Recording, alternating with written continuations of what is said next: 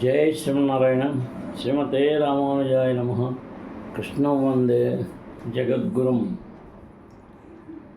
పరిత్రాణాయ సాధూనాం వినాశాయ చ దుష్కృతాం ధర్మ సంస్థాపనార్థాయ సంభవామి యుగే యుగే. జై శ్రీమన్నారాయణ.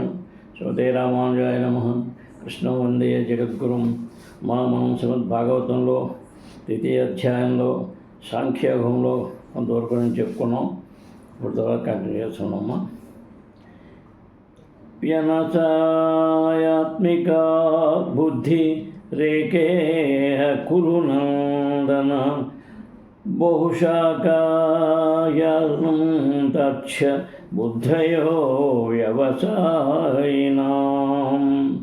అర్జున, ఈ యోగంలో నిశ్చలమైన బుద్ధి ఒకటే ఏకకారణంగా ప్రకాశిస్తుంది. నిత్య వివేకం లేని వారి జ్ఞానం అనేక భేదాలతో అనంత ముఖాలుగా ఉంటుంది.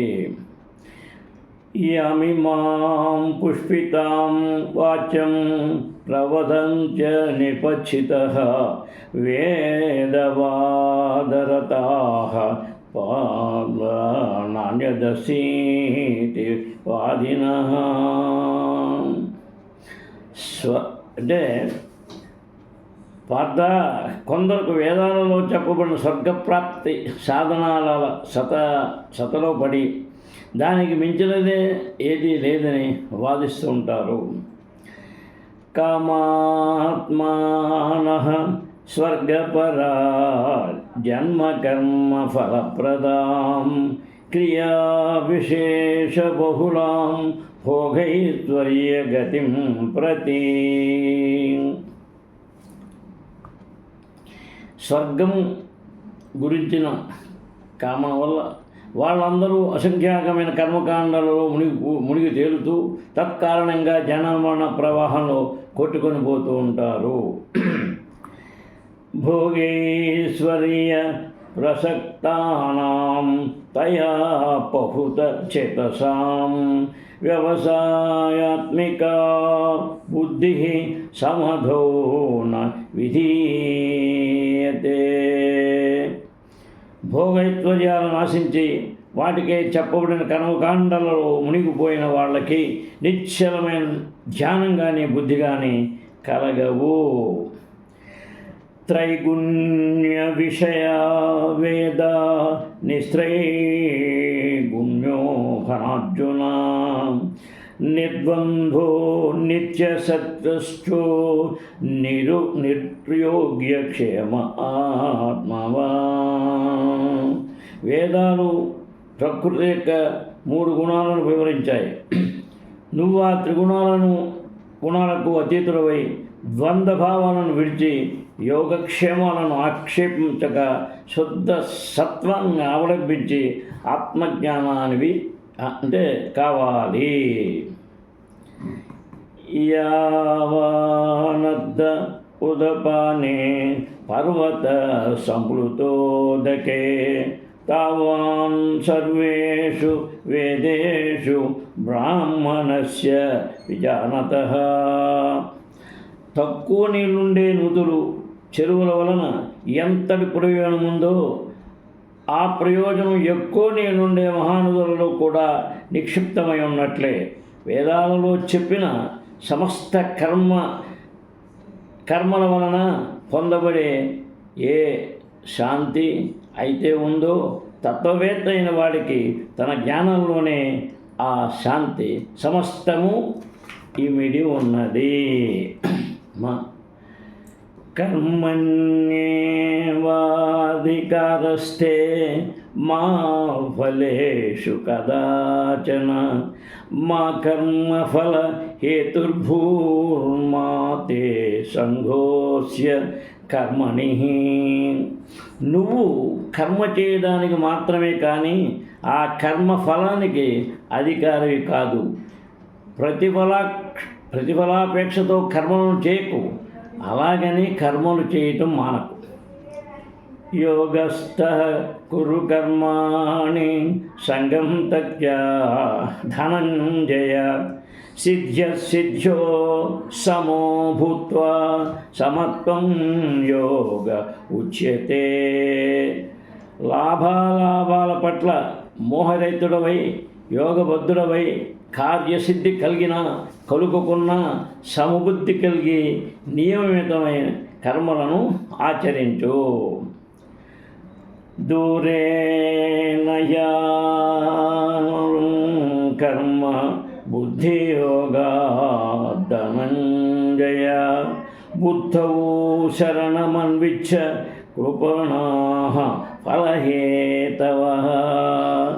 ఓ ధనంజయ, ప్రతిఫలాపేక్షతో ఆచరించే కర్మ నిష్కామ కర్మ కంటే హీనమైనది. అలాంటి కర్మను చేసేవాళ్ళు అధములవుతారు. కాబట్టి నువ్వు సమబుద్ధి నవలంబించు అన్నారు. తర్వాత బుద్ధియుక్తో జహతీహ ఉభౌ సుకృత దుష్కృతే తస్మాజ్యోగాయ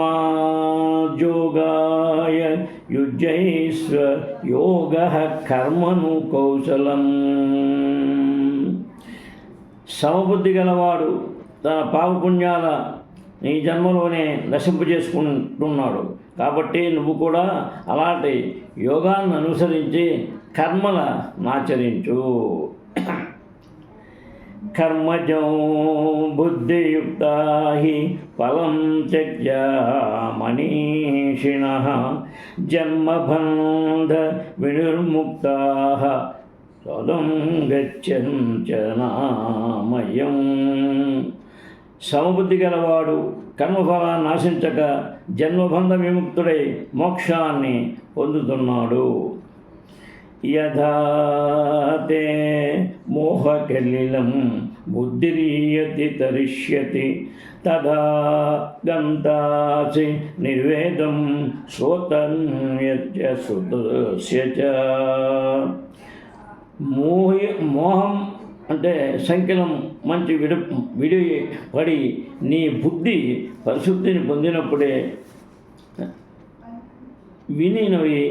వినవలసినవి అయిన సమస్త విషయాల నుండి కూడా వైరాగ్యాన్ని పొందగలుగుతావు.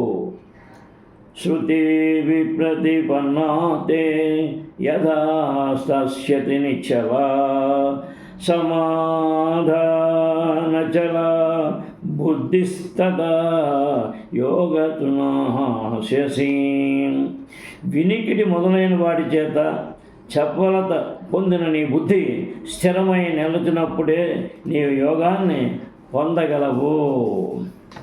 అర్జున ఉవాచ స్థితప్రజ్ఞస్య కా భాష సమాధిస్తస్య కేశన స్థితధీః కిం ప్రభాషేత కిమాసీత వ్రజేత్ కిం.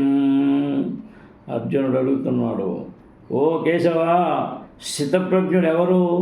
అతడు ఎలా మాట్లాడతాడు? అతని లక్షణాలు ఏమిటి?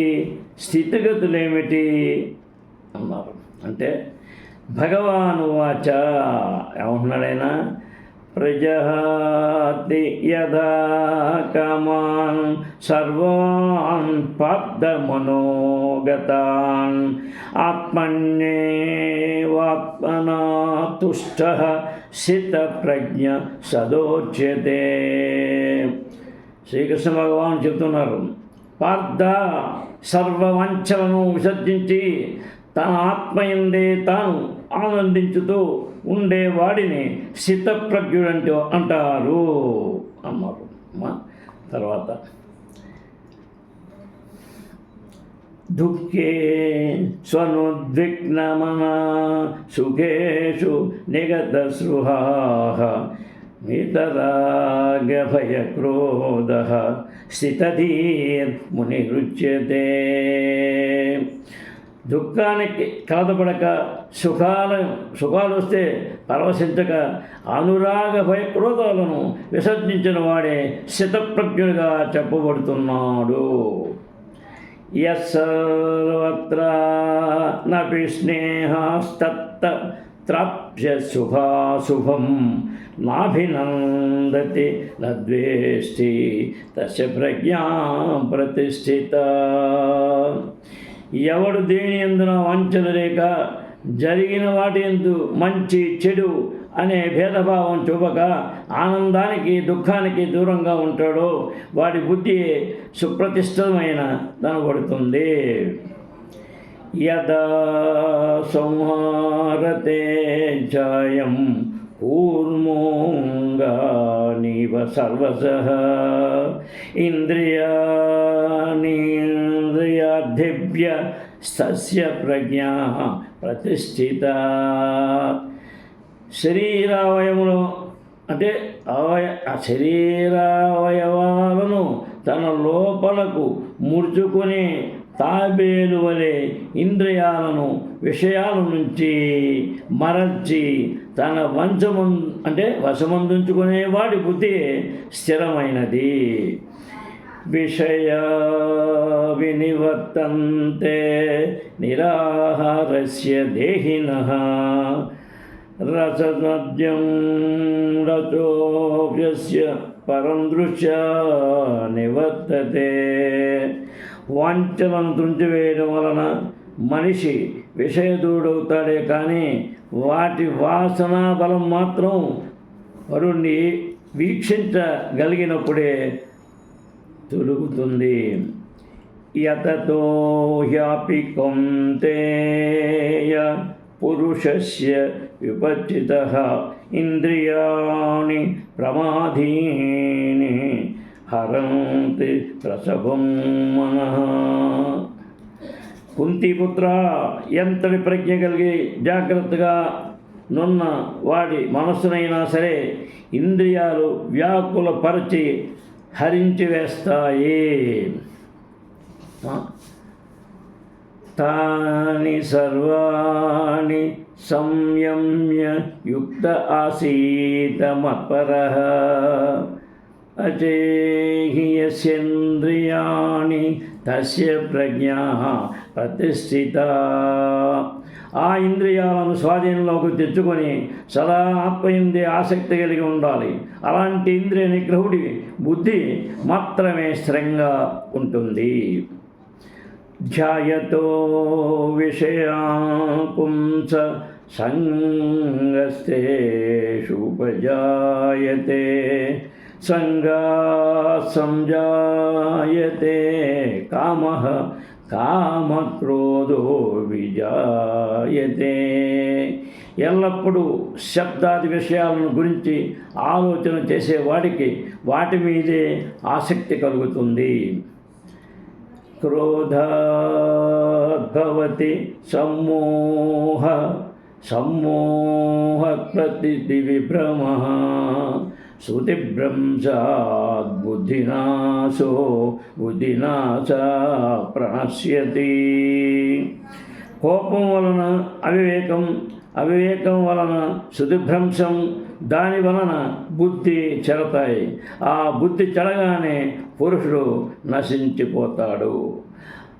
రాగద్వేష వియుక్తస్తు విషయానింద్రియైశ్చరం ఆత్మవశ్యైర్విధేయాత్మా ప్రసాదమధిగచ్చతి.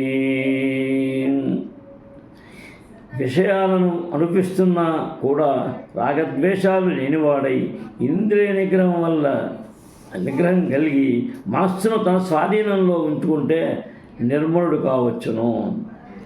ప్రసాదే సర్వదుఃఖానాం హానిరస్యోపజాయతే ప్రసన్నచేతసో యాసు బుద్ధి పర్యవతిష్ఠతి. మనస్సు నిర్మలంగా ఉంటే సుఖదుఖాలు నశిస్తాయి. అలాంటి వాడి బుద్ధి త్వరగా నిశ్చలత్వాన్ని పొందుతుంది. నాస్తి బుద్ధి రయుక్తస్య నచాయుక్తస్య భావనా నచ భావయత శాంతి రసాంతస్య కుతః సుఖం. ఇంద్రియాలను జయించలేని వాడికి స్థిరబుద్ధి లేక ఆత్మవివేకము పరమార్థ చింతన ఉండవు. వాడికి శాంతి కలుగదు. శాంతి లేని వాడికి సుఖం ఎలా కలుగుతుంది? ఇంద్రియాణం హిచ్చరతాం యన్మనోను విధేయతే తదస్య హారతి ప్రజ్ఞాం వాయుర్నావ వినంబసి. విషయాలలో ప్రవర్తించే ఇంద్రియాలను మనస్సు అనుసరించితే నీటిలో వెళ్ళే నావను హోరుగాలి త్రిప్పివేసినట్లు ఆ మనస్సు ఎత్తి యొక్క బుద్ధిని హరించేస్తుందట. తర్వాత తస్యాద్యస్య మహాబాహూః నిగృహీతాని సర్వశః ఇంద్రియానింద్రియార్థేభ్యస్తస్య ప్రజ్ఞా ప్రతిష్ఠిత. కాబట్టి విషయాల నుంచి ఇంద్రియాలను మరలించే నిగ్రహ శక్తి గలవాడే స్థితప్రజ్ఞుడు కాగలడు. యా నిశా సర్వభూతానాం తస్యాం జాగర్తి సంయమి యస్యాం జాగ్రతి భూతాని సా నిశా పశ్యతో మునేః. ఏది చీకటో దాని యందు జ్ఞాని మెలకువతో ఉంటాడు. సామాన్యులకు మెలకువతో ఉండే సమయం యోగులకు రాత్రి సమానమవుతుంది. ఆపూర్యమాన మచల ప్రతిష్టం సముద్రమాంగః ప్రవిశంతి యద్వత్ తద్వత్కామాయం ప్రవిశంతి సర్వే శాంతిమాప్నోతి నకామకామి. తనలోకి ఎన్నెన్ని నీళ్లు వచ్చి కలిసినా సరే కలతపడక చెలియలి కట్ట దాటక సముద్రం ఏ విధంగా గంభీరంగా ఉంటుందో ఆ విధంగానే స్థితప్రజ్ఞులైన వాడు తనలోకి ఎన్ని కోర్కెలు ప్రవేశించినా కలత చెందక చపలుడుగాక ఆ భోగపరుడుగాక నిశ్చలంగానే ఉంటాడు. నిహాయ కామాం యస్సర్వాన్ పుమాన్ చరతి నిస్పృహః నిర్మమో నిరహంకార స శాంతి మధిగచ్చతి. కోరికలను అహంకారాన్ని వదిలి మమకారం లేనివాడై సంచరించే పురుషుడే శాంతిని పొందగలడు. తర్వాత ఏషా బ్రహ్మే స్థితిః పార్థ నైనాం ప్రాప్య విముహ్యతి స్థిత్వా శ్యామాంతకాలేపి బ్రహ్మ నిర్వాణమృచ్యతి. పార్థ, దీనిని బ్రహ్మీ స్థితి అంటారు. ఈ జ్ఞానం పొందిన వారు మోహంలో మునగరు. మరణకాలం లోపల ఎవడైతే ఈ జ్ఞానాన్ని సాధిస్తున్నాడో వాడు బ్రహ్మ నిర్వాణ పదాన్ని పొందగలుగుతున్నారు. ఓం తస్సదితి శ్రీమద్భగవద్గీత ఉపనిషత్సు బ్రహ్మ విద్యాయాం యోగశాస్త్రే శ్రీకృష్ణ సంవాదే సంఖ్యయోగో నామ ద్వితీయోధ్యాయః. ఇట్లు బ్రహ్మ విద్య ఉపనిషత్తు యోగశాస్త్రముగా పేరొందిన శ్రీకృష్ణార్జున సంవాద రూపమైన భగవద్గీతలో సాంఖ్యయోగమును 2వ అధ్యాయము మనకి 2వ అధ్యాయం సమాప్తం. జయ శ్రీమన్నారాయణ. శ్రీమతే రామానుజాయ నమః. కృష్ణం వందే జగద్గురుం. హరి. శ్రీకాంతాయ కళ్యాణ నిధయే నిధర్దినాం శ్రీవేంకటనివాసాయ శ్రీనివాసాయ మంగళం. సర్వే జనా సుఖినో భవంతు. జై శ్రీకృష్ణ.